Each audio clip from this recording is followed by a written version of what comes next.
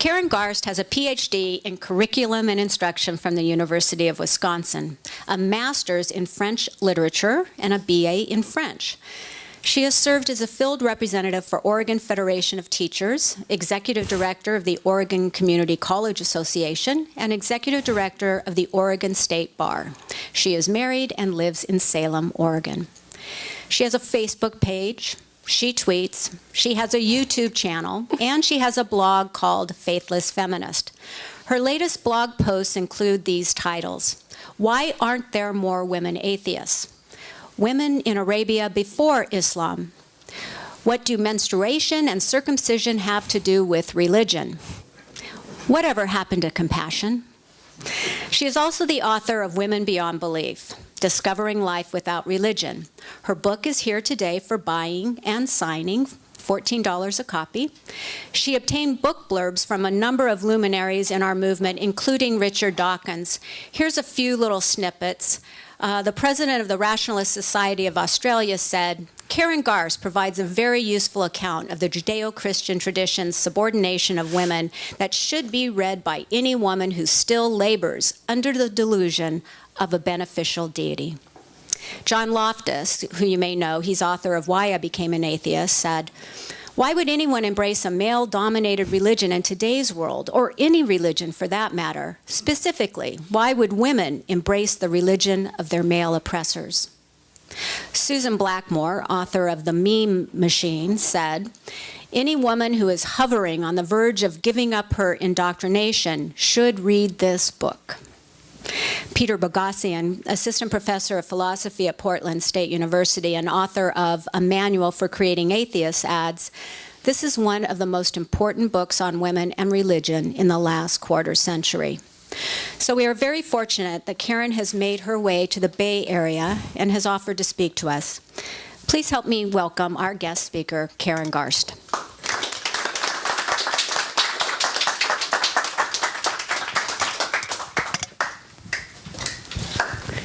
Well, thank you so much for the opportunity to be here. I'm very pleased. You probably have a question. What is the 66-year-old woman doing traveling all the way to speak to all these groups? Well, what happened was when I retired, and we were chatting earlier, I spent 5 years doing my genealogy, traced it back to an English couple who came over in 1635, wrote about 300 pages with pictures and everything for my son. And then I said, okay, I'm bored. And I was having lunch with a friend of mine who's an author, and she said, you should write a book. Well, it happened to be 2 days after the Supreme Court of the United States issued its decision in Burwell v. Hobby Lobby. Who's heard of that? Okay. Right. This is the one where this craft store, which is a privately held company, went to the court and said, we shouldn't have to provide these forms of birth control because we don't like it. It's against our religion under the Affordable Care Act. And the court said, okay. They had already exempted Catholic hospitals, et cetera, so the government ended up paying.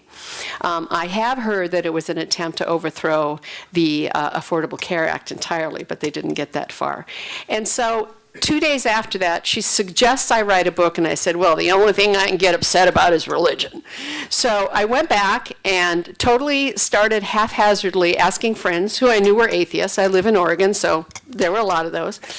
And then I reached out. Somebody introduced me to Dr. Peter Boghossian real early on, and now I ply him with sushi lunches, and he gives me advice. So he's he can eat a lot of sushi, let me tell you. It's amazing.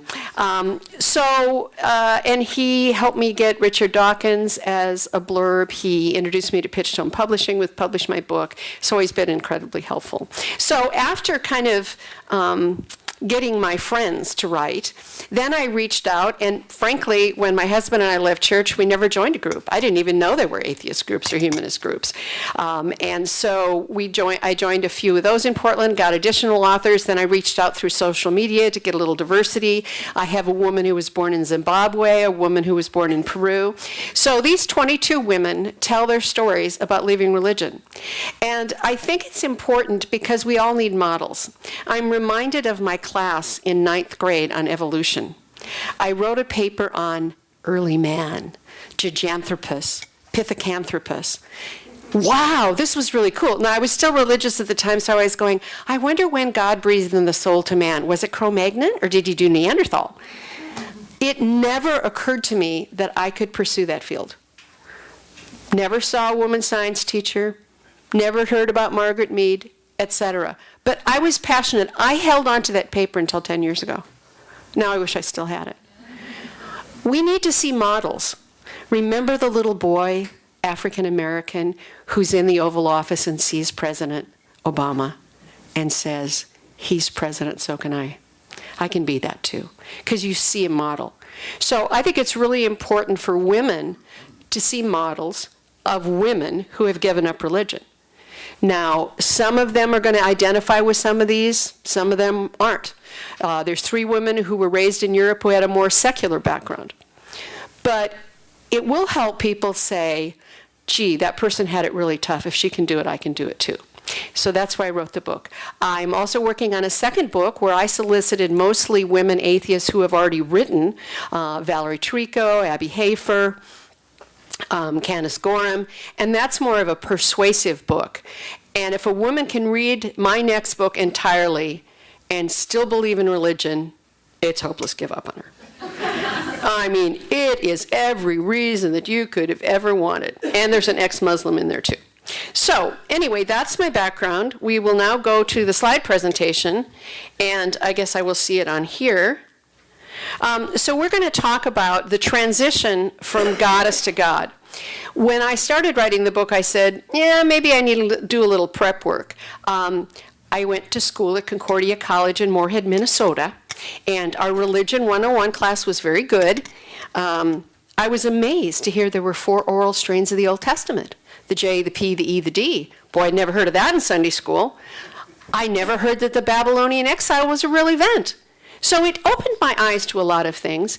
And in the 90s, I started to read the Jesus Seminar books, Dominic Crowson, Marcus Borg, and my transition was reading Bishop John Shelby Spong's book, Resurrection, Myth or Reality, and I said, okay, if there wasn't a resurrection, that's it.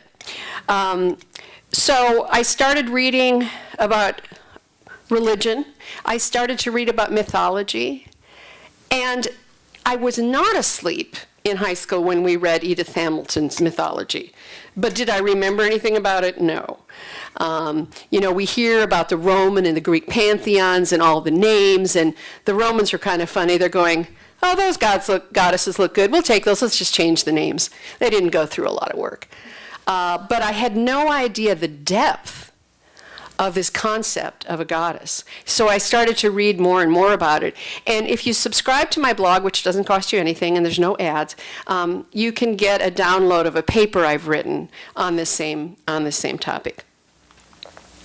So what we're going to talk about is this transition, the transition from a feminine divine to a pantheon of gods and goddesses to monotheism and how that came about. Nobody disagrees that there was pantheons. We talked about the Roman and Greek gods. Nobody disagrees that Judaism is probably one of the longest lasting, not the first, not the only, but one of the longest lasting monotheistic religions.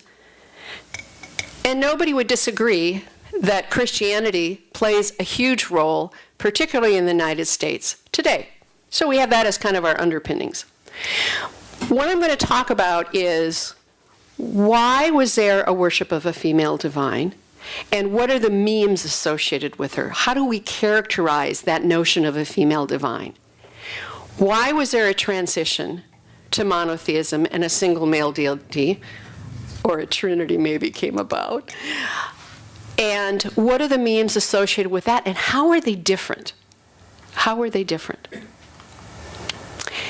The role of culture is really important. I was talking to somebody earlier today, and just, of course, coincidentally, I did my dissertation on cultural reproduction in the school system, and how does the economic system and the class system get translated through the school system. So here I am 40 years later talking about cultural reproduction.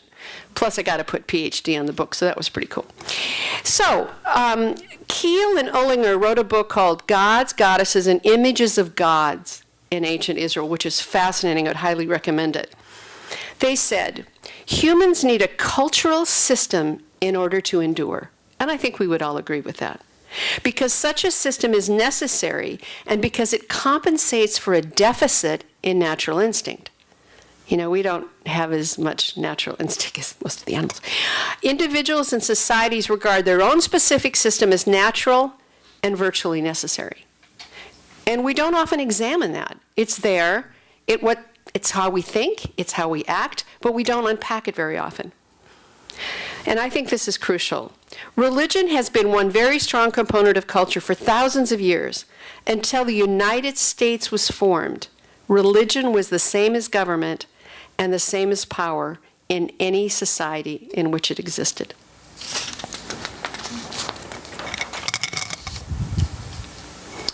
So, we all agree that religion, particularly in the United States, particularly in the last election, was talked about just, more than once. Okay.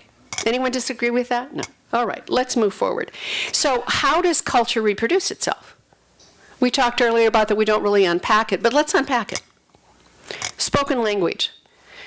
100,000 years ago, or even longer, we developed spoken language. Can you imagine what that did to the culture? I don't just have to show you what my mother taught me. I can tell you what my mother taught me. I can tell you about her mother that I still remember, and how fitting on Mother's Day. And of course, the same with the men. I don't just have to instruct you how to hunt. I can tell you, you take the spear, you hold it like this, you do that. Try to teach somebody something without talking, and you'll see what language added to it. Music. Music arose probably 55,000 years ago in Africa, and it's still with us today. When I was in high school, in our church, we dressed up in our gowns, and we went down the church aisle of this old church with beautiful stained glass windows, singing God's word as our great heritage. 30 years later, my sister and brother would get together and would do it in the living room. It had that kind of an impact. A few months ago, I was in a car with my sister, and we sang all the hymns we knew. I couldn't remember more than the first verse, but I remember the first verse of all of these different hymns, and it creates a feeling inside of you that's comfortable. So it's a key component of culture. And I'll bet there are people who are going to church today simply because they love singing in the choir. Rituals. Rituals have been around a long time. They have found graves of Neanderthal skeletons where they took a bone from an animal and laid it alongside that skeleton. They have found burials of Neanderthal where their two children buried a little separately from the others. They have found Neanderthal burials where there's red ochre painted on it. And red ochre, as we'll learn later, and we'll talk about it in another context, represents blood. And finally, art. If you've ever have a chance and you're in Europe, go to see the cave paintings. It's fascinating. Lascaux is now closed, but you can go to Lascaux too, which is a reproduction. I was in Fond de Gaume, which is one that you can still see the originals. It is not at the front of the cave. It is way at the back. And you have this narrow path that you get to the back, because those paintings were about the hunt. That's where the shaman and the men took the boys to learn what to do. And those paintings of an auroch have been painted over and over and over as a symbolism of how do we succeed in the hunt. Writing.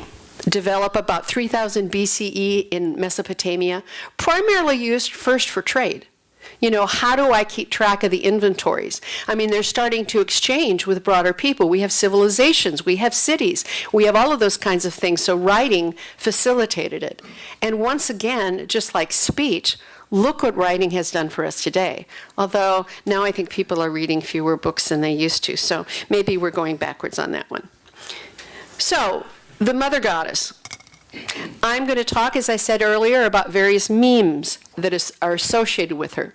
And prior to the 1960s, again, this issue of do I have a model, can I be that, there weren't a lot of archaeologists who were women. I mean, we're going to probably always name, Margaret Mead, but more women started to do that in the 60s. They started looking at these things that other people had unearthed and said, I see something different in it.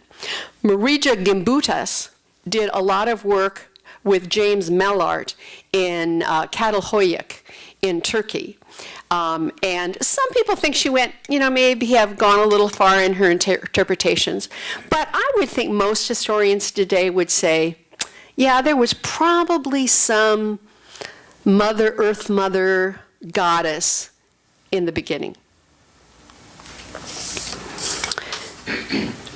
Now, one of the things these women, when they came in the 60s, had to rely on was interpretation. There's not a record. They didn't write in Lascaux, this auroch means this. I painted this. I drew this. So you do have to make interpretations. But what I'm going to do is show you some today, and you can come away with your own conclusions. But it's interesting that as I read more and more, I come across more and more of these, and I become more and more convinced. So we'll see what you do. This is the Venus of Les Peugnes. And I just learned recently that there are remnants of red ochre on this statue. Now you look at that, and some people said, was that a toy for sex? And I said, I really don't think so. This took a long time to carve.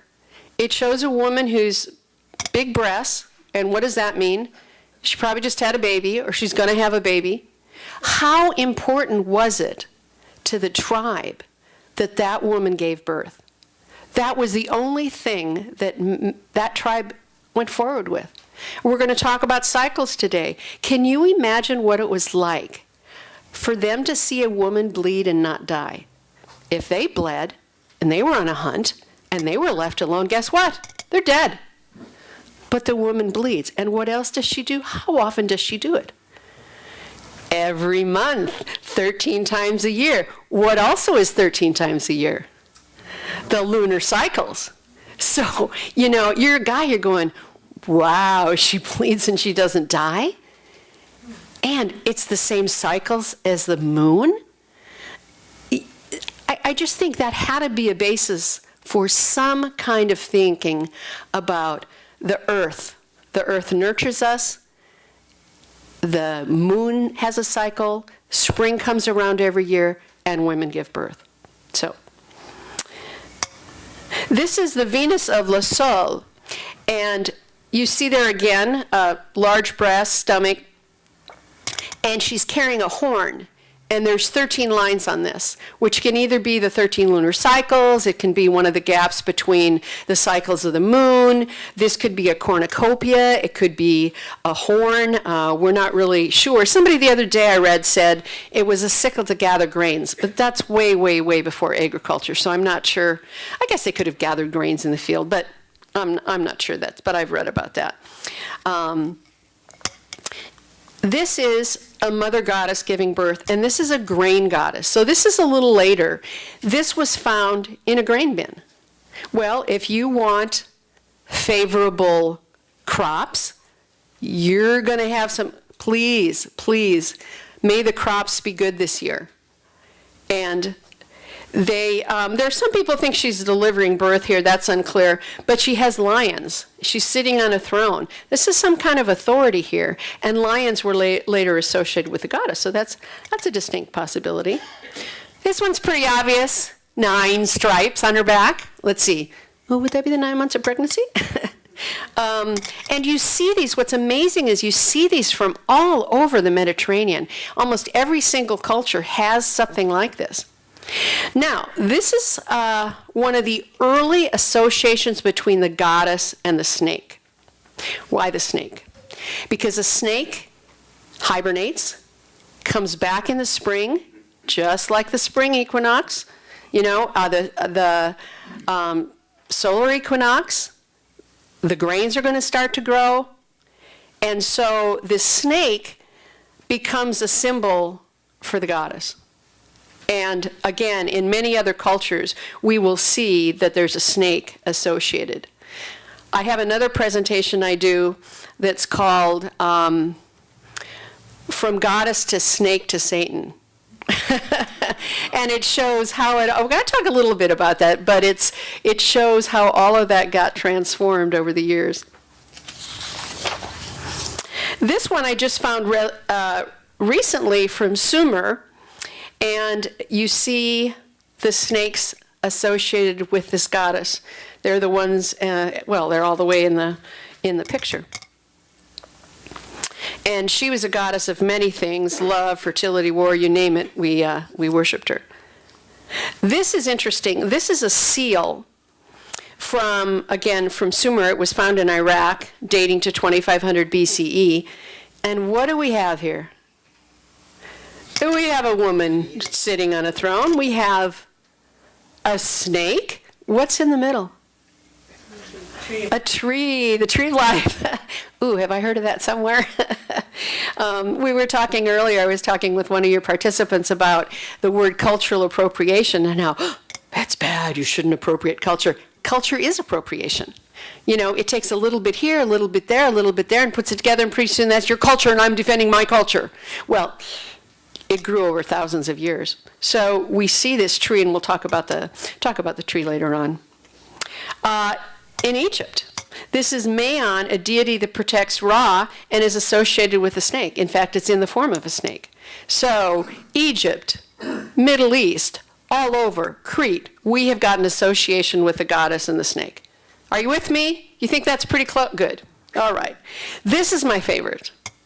This, the worship of the goddess probably continued longer in Minoan Crete. They were somewhat isolated, and before the Mycenaeans came, I'm going to show you a mural later on, but this one, she has 7 layers to her skirt. Could be the 7 days of the week, it could be the sun, the moon, and the 5 known planets, but she's holding snakes. Are you going to mess with her? No, she looks like she's going to, don't mess with me, right? I mean, she's standing up there. I think that's a pretty good image.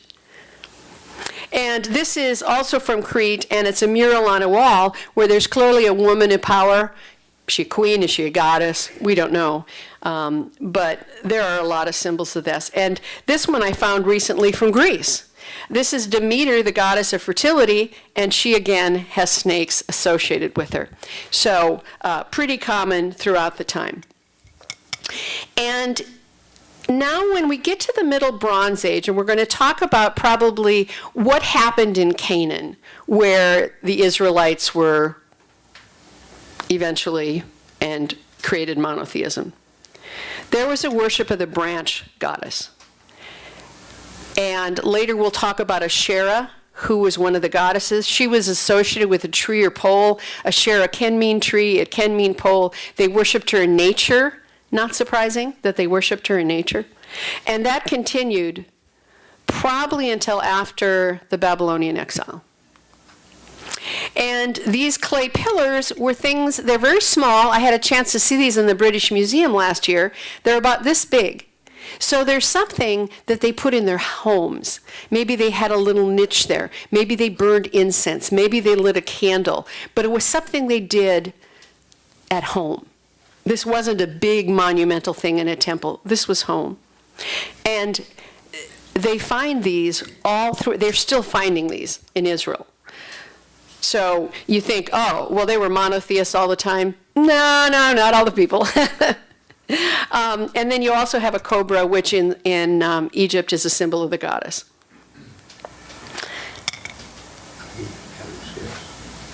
It's very interesting, the tracing of this caduceus. Part of that other presentation I did, from snake to devil to, I think doctor was the way I ended that, yes. The goddesses were in charge of healing. It was the woman who were doing the healing. And so that snake may have come from that. Somebody approached me and said there's this parasite that gets in your skin, and you have to pull it out, and you may wrap it around a rod, and maybe that was the instance of this caduceus. The rod of Asclepius has snakes around it, so we don't really know. I'm thinking that it came from the healing associated with the goddess. The wings were added by an arm of the military, and they wanted wings, so they got wings. So let's look at, we've looked at all of these pictures. Well, what are the core memes that are associated with the goddess in? One is images. Images are really important. Mother-child birth. Healing with nature, which went, I mean, these are the women who had the herbs. They gathered. They maybe ate something. They found out what something did. And in the Middle Ages, when they tried to kill witches, one of the reasons they killed them is because they were the midwives, they were the healers, and the men were wanting to be doctors. Let's get rid of all these witches. And they killed thousands and thousands, mostly women. And the cycles. Cycles are really important with the goddess. And we saw that with the 13 cuts and many other things. In a worship of a goddess, she is part of creation. It comes out of her, it comes out of the earth, it goes back to the earth.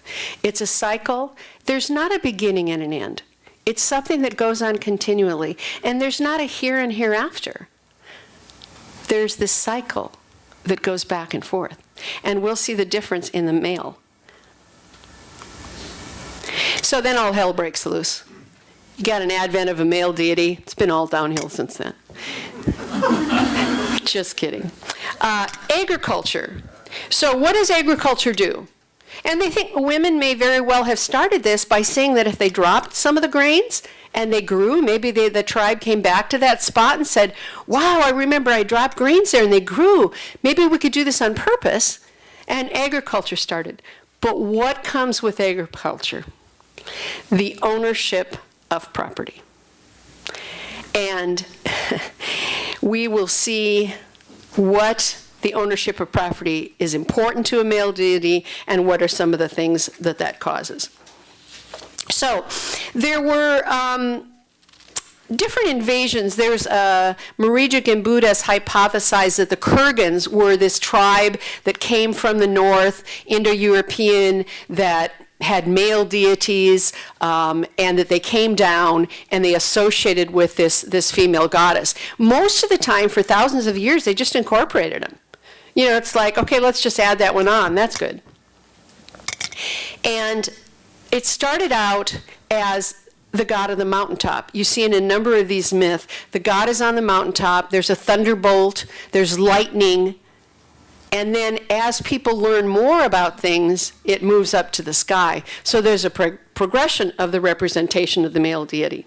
So for a while you have them together, and we see that in a lot in the pantheons. And then you see the male deity assuming a greater and greater role.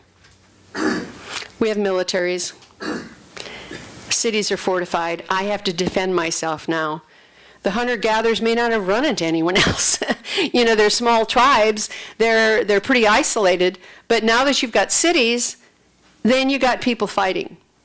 And the horses came in, which gave them a lot more ability to fight. And remember the centaur is the horse with that body? Well, if you had never seen a horse and you saw a guy riding on a horse, what would you think? It was all the same thing. So it may have arisen at that time. So then we go to monotheism. Now there's several theories about how the Israelites, in the origin. Bible tells you about Exodus from Egypt. Very unlikely. There's no evidence that they spent.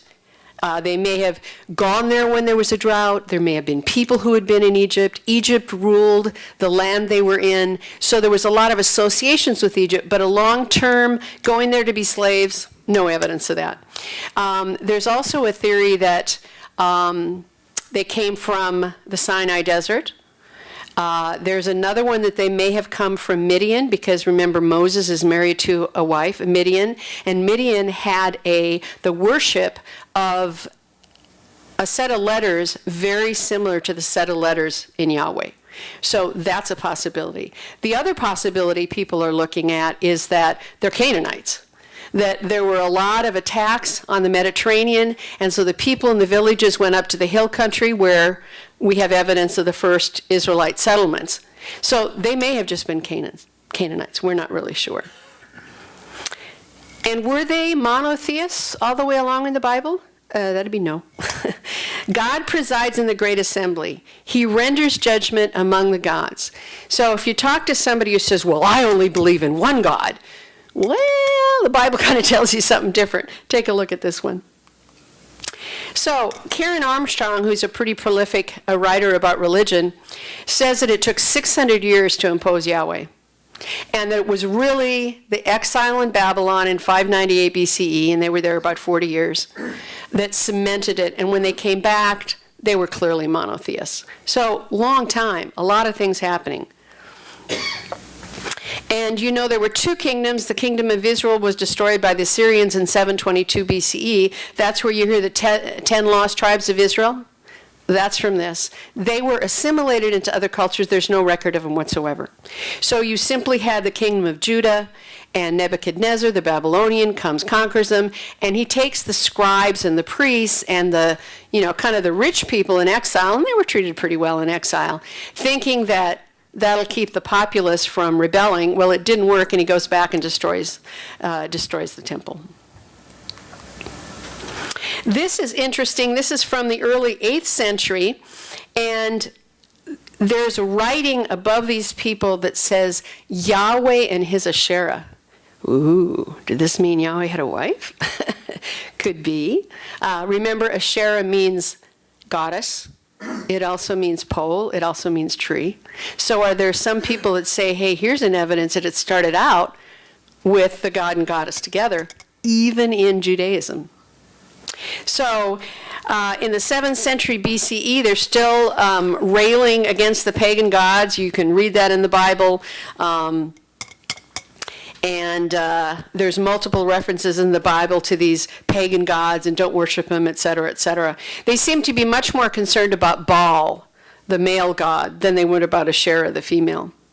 So then we have Jeremiah 44, which says, then all the men who knew that their wives were burning incense to other gods, along with all the women who were present, yay, women, a large assembly, and all the people living in Lower and Upper Egypt said to Jeremiah, we will not listen to the message you have spoken to us in the name of the Lord.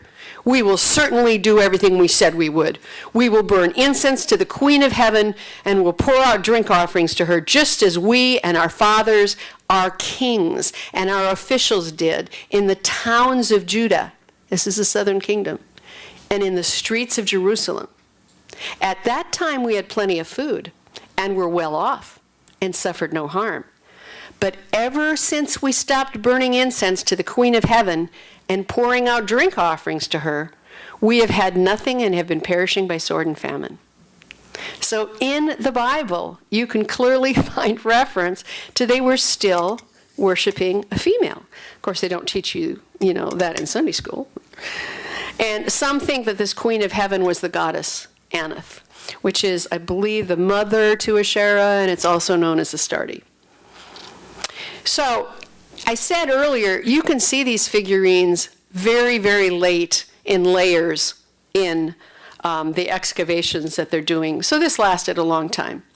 And Manasseh, who was the king of Judah in 642, put cult objects, meaning these clay pillars or something else, in the temple in Jerusalem. You think, my goodness, they built this temple, they were monotheists. Well, not so much, because this king came along and said, no, I think we'll go back and put those in. And then King Josiah in 609 had this big campaign about destroying all these cult sites and all these nature worships and all of these things that were happening. So monotheism took a long time to get firmly implanted in the Israelites. In 586, this is when they were in Babylon. Karen Armstrong posits that they finalized the first 5 books of the Bible. And what's interesting with all of these different oral strains, there's 2 stories of Genesis, there's 2 stories of that. They didn't really have a good editor, who went back and say, we got a repeat here, guys. What are we going to do? Take this part out? Keep this part? Nah, we'll just keep it in. I read a book by, I want to say, Howard Bloom, called The Story of Jay. And he hypothesizes that this Jay, the earliest strain of the Old Testament, was written by a woman, and maybe a woman in Rehoboam's court. And it's a fascinating read. And I have a friend who's writing a book that says it was satire. That story that she wrote, those earliest things, were meant to be satire. So I can't wait to read that. So when they were in exile in Babylon, we talked about cultural appropriation and cultural reproduction. Guess what was happening in Babylon? Their myth, Enuma Elish, guess what happened? Marduk, he's the male god. But there's female gods, and there's other male gods. So he says to his bros, hey, make me top god, and I'll get rid of Tiamat, that female serpent, the monster of the sea. And they say, okay, sure. Marduk, you want to do it? Do it. It'll be less work for us. It's cool. And he kills her and slices her up and creates the heavens and the earth. Where have I heard that one before? So they're in Babylon. Did they soak some of this up? Of course they did. Did they go, why did we lose? Maybe because we weren't strict monotheists. Maybe we should do this, and maybe this should happen. So of course they were influenced by it. So then we get to the Old Testament. They write, let's see what happens to the female. Eve. Okay, who's the bad guy in this picture? The snake, the woman, there's a tree. What better way to put down the goddess than take all of her symbols and make them negative? Nobody can tell me they didn't do this on purpose.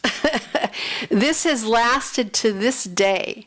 Think of St. Augustine, who said, the cause of sin is carnal lust, and in woman it's paramount. Dates from here. Dates from get rid of the goddess. The red tent. Women whose cycles were like nature, who revered because they bled and didn't die. What happens to them in the Old Testament? You know what happened? What was the red tent? They went there when they had their period. When our son was young, I told my husband, I said, there's in the Old Testament they had a red tent. The women all went there when they had their period. He said, that sounds like a good idea. And I said, they didn't take the kids. He said, never mind. But even because this sounded like a pretty good idea, a week without the kids, that'd be cool. Maybe we should do that again. But seriously, women were seen as unclean. They were dirty. They couldn't enter the temple. It was only men who could do that. Why was adultery punished? Why was it so important? Because if this property I'm going to pass on to my son, I need to know the woman was a virgin when I got married. So the proof of her virginity is very important. And she can't commit adultery because then, of course, by now they know the role men plays. They didn't in the cave age, in the Paleolithic probably. So adultery is severely, severely punished. The near sacrifice of Isaac. To me, this is a kind of the symbol where women disappear. We have a male God, we have a male father, and we have a male son. Sarah is nowhere to be seen. And he's willing to sacrifice his son, and God stops it. Have you heard the story of Jephthah's daughter in the Old Testament? Jephthah says to God, if you let me beat the Ammonites, I'll give you the first thing that walks out of my house. He beats the Ammonites. He goes back to his house. What's the first thing? Who's the first person that walks out of his house? His virgin daughter. Does God step in and save her? No. She gets to go in the mountains and sigh that she's a virgin who will never be married, and then she's killed. So, Sarah doesn't get asked. She's not anywhere here. This is a real transition to males only. So what are the means of monotheism? Well, we have one deity, male. The divine is separate from creation. I speak, and the earth is created. I say this, and it happens. That God is separate from, in the sky, not part of the creation like the goddess was. We have written laws instead of relationships, because writing has been developed by this time. And written language replaces images. You know, still today in Judaism, they do not have art as part of their religion. There's a book by Leonard Schlein called Alphabet and the Goddess. Have you read it? And he talks about how literacy, which is linear, beginning and continued, may have influenced the way people dropped talking about cycles. And he really thinks that that was one of the reasons that the goddess diminished. And it's a very fascinating read. Linear time replaces cyclical time. You know, we start numbering things, they go forward. It's not this ever-ending cycle. And then heaven's up there, earth is here, God's up there, we're here, and we talk about going to heaven. Now, there were a lot of influences in Judaism. The Persians, who had this notion, dualistic notion of good and evil and heaven and hell, that may have influenced this as well. So what's been the impact on women in the United States? The Convention for the Elimination of the Discrimination Against Women, have we signed it? No. 186 out of 193 nations have signed it, but not us. And it promotes equality, and we're not there. And I doubt if it's going to be signed in the next 4 years. Women heads of state, 52 countries, not us. Now, there were two things I will say positive about the election of Trump. I didn't have to change the slide, and I thought, well, maybe my book will sell better. That was it. Paid leave. You know, they talk about opposition to abortion, but they don't want to do parental leave. So it's a little hypocritical to say, I want every fetus born, but I don't want to have anything to do with them afterwards. There's an interesting passage in Numbers 5 in the Old Testament that in the version I learned, the Revised Standard Version, it's very vague. This man comes into the priest and says, she committed adultery, but I don't have the two required witness. But she did. And he gives her something to drink and something happens, we don't know. Well, the new international version says it's an abortifacient. And he gives her something and the fetus will come out between her legs. So abortion was allowed. So if you talk to anyone about the Bible prohibits abortion, not really. Wage equality, and we know we're not there. Iceland, I was in Iceland a few years ago, and they're probably the least religious country, and the missionaries or the priests or whatever didn't come till about 1000 AD to Iceland, and they said, oh, look, we got to do trade. We'll kind of buy into that. But they still kept all of their stories. And you can go into a bookstore and buy their old stories today. So obviously that was easier for them to let go of. So I always like to end with an action plan. Think globally, act locally. You're already a part of an organization. You're already contributing. Good job. Politically active, it makes a difference. If we don't vote, that's a problem. Communicate with your legislators. If something happens about the separation of church and state, be there, communicate. Support. Planned Parenthood, NOW, NARAL. I have been a member of NOW and NARAL for 40 years. Will I ever stop being a member of NARAL? I can't see it in my lifetime. And that's really unfortunate. So thank you for the work that you do, and I will be happy to answer questions.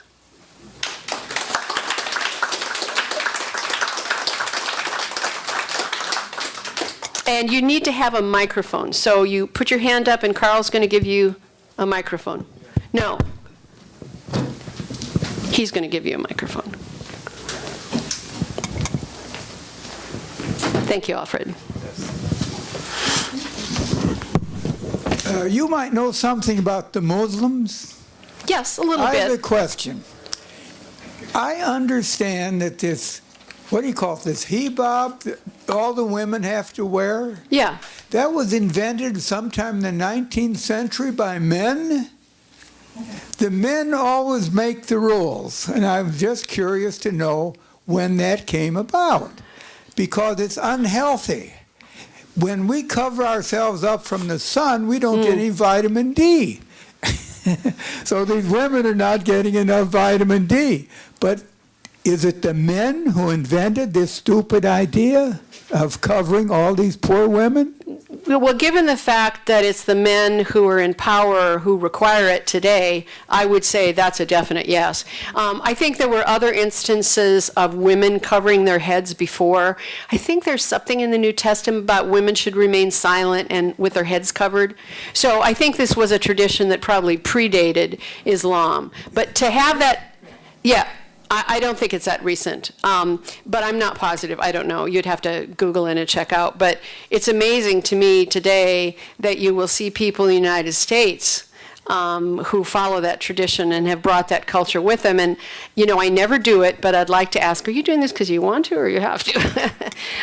Because I don't want to be mean to somebody, and they certainly have a choice what they do. But I had never heard the thing about vitamin D, so thank you. Very interesting. Unhealthy. Hi. That's working. Yeah, I have a question. Can you comment on other parts of the globe, like India, China, as well as the Native Americans? Because what I see here is all Middle Eastern religion and the culture from out of that. Yeah. And missing out rest of Asia, and even Native Americans. And there are a lot of matriarchal society there. And if you look at India, and also in China, China didn't have a concept of God. And then in India, there are a lot of goddesses who are all women, and still today. And yeah, it's a patriarchal society, and men still dominate. But you're leaving out a big portion of the globe from this cultural analysis. Yeah, that's certainly true. I probably in the last 2 years since I took this project, read 100 books just to talk about Western civilization. So I will say at the beginning, I am not an expert in any of those cultures. I have heard certainly that even though there's goddesses in India, there's still a pretty patriarchal culture. And if we look at the pantheon of gods and goddesses in Rome and Greece, that didn't make women equal. I mean, if you look at Greece, forget it. Women had very few rights. So I'm not sure that having goddesses in a pantheon makes a lot of difference. Now, Native American culture, there were certainly a lot more egalitarian societies that were maybe even matriarchal versus matrilineal. Matrilineal is you trace it from your mother. Matriarchal means the woman's in charge. The Iroquois, the Hopi, and somebody who wrote for my next book talked about African Americans. She talked about what was present in Africa before slavery, and there were women queens, there were women there. So a lot of that history has been buried. The other issue is, if you wanted to talk about all the opposition to LGBTQ, you have Native Americans who had 10 words for gender. It was a continuum. There were 10 different genders. I've often thought of writing a science fiction novel where the aliens are only one gender. And they don't have different genders, and they reproduce themselves, and they're totally amazed at this dichotomy between men and women when they land. Maybe I'll write a short story about that. But that's certainly true. In my next book, I do have a woman who's ex-Muslim who writes, but that's not having been raised in that and not having studied that formally, it would take a lot of work for me to speak about those. So I kind of concentrate on a United States audience with, Western civilization, because that's what I know about best. But they're clearly writers there who come from those cultures who speak well about it. Hi, Dana St. George. Yeah, I wanted to answer or say something to the man that was talking about the hijab and why women wear it in this country. I'm an ESL teacher the last 20 years, and I've had many Muslim women in my classes. And actually, I think it's partly a way of asserting their identity, their cultural identity as Muslims or as women from Muslim country. And also it is a very stylish, beautiful thing. I'm not talking about the full covering, the black. The burqa. No, I'm talking about the hijab, and it can be very beautiful and coordinated with all their other. It's an accessory. Most of these young women in my classes are very high-spirited and independent. They didn't seem, like cowed by their religion in any way, and modern, really. And yet they felt that they wanted to wear this as a part of their cultural identity. You need the mic. So I was born a Muslim, I was 18 when I came here. I'm amazed at this development. My mother didn't cover her face or her body. My grandmother didn't. The hijab is definitely Saudi sourced. As far as being trendy, that's fine as long as you have a choice. Yes. It's when they don't have a choice that I'm alarmed, and I've not met one that knew that she had a choice. She'll say it officially, but for her to exercise it is what I'd like to see, and I don't like it when they do it to children. Yeah. As far as vitamin D, I don't think that's an issue, because women in India, cover their bodies for the most part. I think you only need about 10 minutes of vitamin D from the sun to get enough for a day. So. Oh, interesting. Well, I was in Morocco, and I saw a high school class get out, and the women walking down the street, and some of them had it and some of them didn't. You're talking about the burqa? No, the hijab. Yeah, they had a scarf. Yeah. And I often think, you raised a very good question about how about women in other countries, and what is it going to take? I mean, we have it relatively good here. Maybe not as good as Iceland, but just think of in Saudi Arabia, these women are doctors. They've surmounted that. They've become a doctor, and they can't drive a car. And they don't have that role. And, we go and, somebody will say to when Secretary Kerry went, well, are you going to say something? Oh, no, that's their culture. I'm not going to talk about the equality of women. Well, thanks a lot. I guess the oil is more important than the quality of women. Okay, I understand that. So it's going to have to come from themselves, and this enlightenment, this humanistic movement, and I think we need to do everything we can to support them. But you see Ayaan Hirsi Ali, I mean, she's had death threats. I don't know if she still has guards all the time, but there's a big threat. I have met Muslims who've come over, said, I was threatened, and we see what's happened. So it's a tough road to hoe. I mean, we in the United States have, 200 years of history of women being active. Elizabeth Cady Stanton, who supported abolition, and the suffragist movement, said we don't need religion.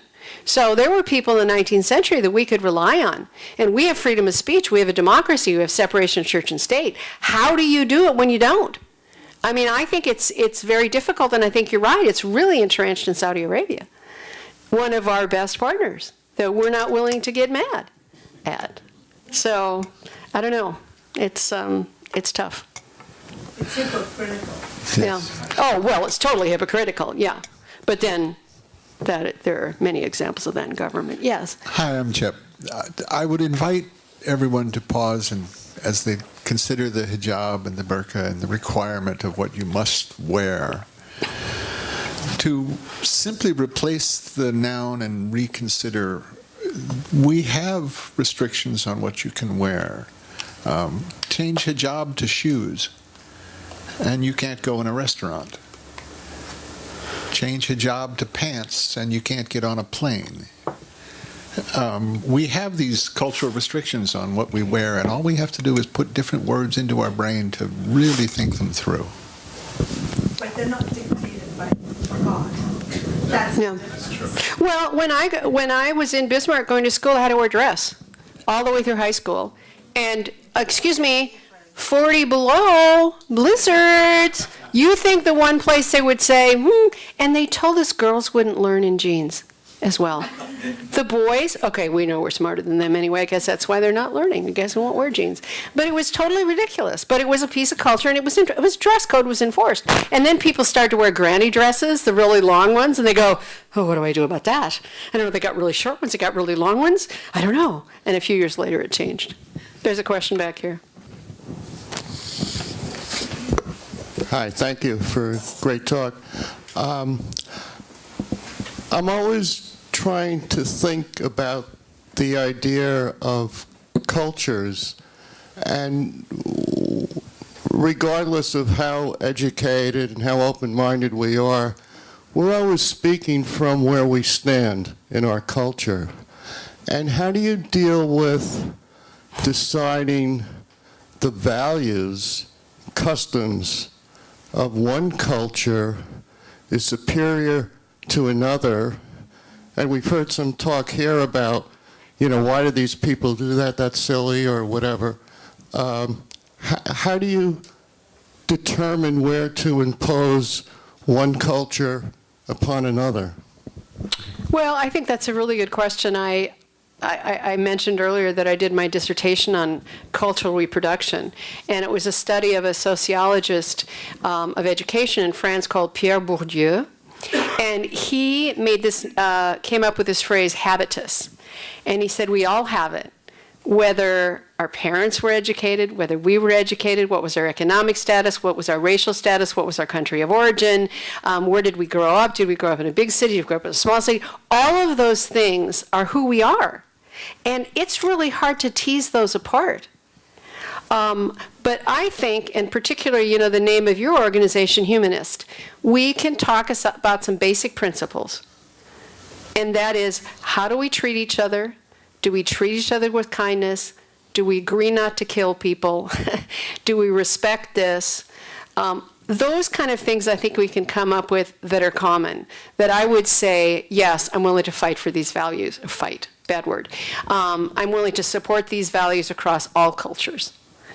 But in terms of things like dress and those kind of, I'm less concerned about that than I am about their rights. Not to be able to drive a car, always have to go out with a man. That's really restrictive. But it isn't too long before we remember, my mother was born in 1913. When it came for her to go to college, she says, I want to study art. Her father said, you will be a teacher. They got married. My father didn't want her to work. She wanted to learn to drive a car, and he took her out and was going to make her change a tire. And she said, forget that. And she walked back in and she waited till my sister drove and she taught her. So it wasn't until junior high my mother drove. So those things, again, he grew up in a very male-dominated, he was very religious, and, we always knew she was smarter.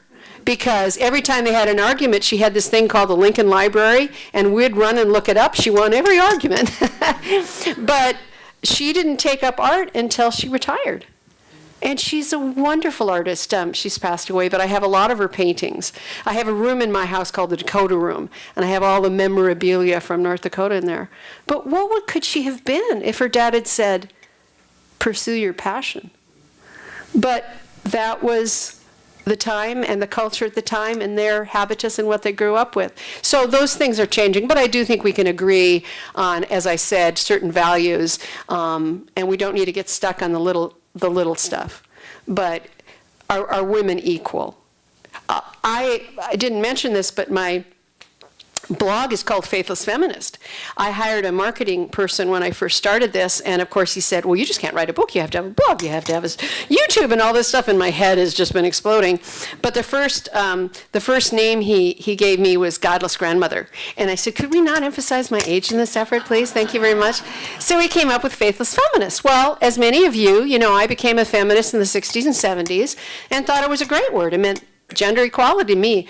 There is so much pushback of that word. I got kicked off an atheist Facebook group because I talked about the need for more secular men, and the women said, we don't need her. And I said, how about the suffragist movement?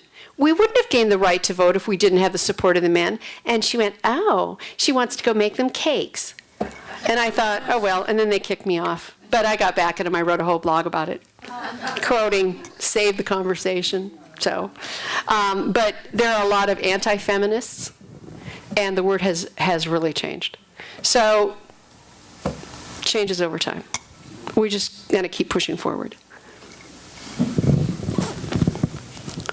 Do we have time for one more? Okay. But across the globe, the culture is very patriarchal, irrespective of what part of the globe you look at. And from that perspective, it's not just the culture, it's also, I feel, because it's a patriarchal, and the God is defined by God. Even though in India, we have a lot of goddesses, and we worship, but the prime God is still the male. I have I lost my thought. Since it's very patriarchal, even what I find the fundamental is the economic infrastructure. So if you look at India, it's emerging from feudalism to semi-feudal and becoming industrialized, but it's still not there. So you'll see a lot more repression there, whereas United States is the highest form of economic infrastructure, is the capitalist system. So you'll see a lot more liberation because the labor force is liberated, quote unquote. So we'll see more women being upfront, but there is still a lot of cultural repression, especially across United States. We still don't have equal rights. With the exception of New York. New York is just in last year or the year before, equal rights for women have been. We have a long way to go across the globe, absolutely. And if we would not have had the Enlightenment in Europe, we wouldn't be where we are today. So every one of those cultures, in order to change, is going to have to do some big things. But I don't think we necessarily can do it from here. You know, it has to come up organically when women say, no, we're not going to kill widows. You know, no, we're not going to do this, or no, we're not going to wear it, and get involved in that structure. But it's very difficult when you don't have any separation of church and state. You know, I say that religion is the last cultural barrier to gender equality. And I will end on that. I don't think we're going to have gender equality with religion.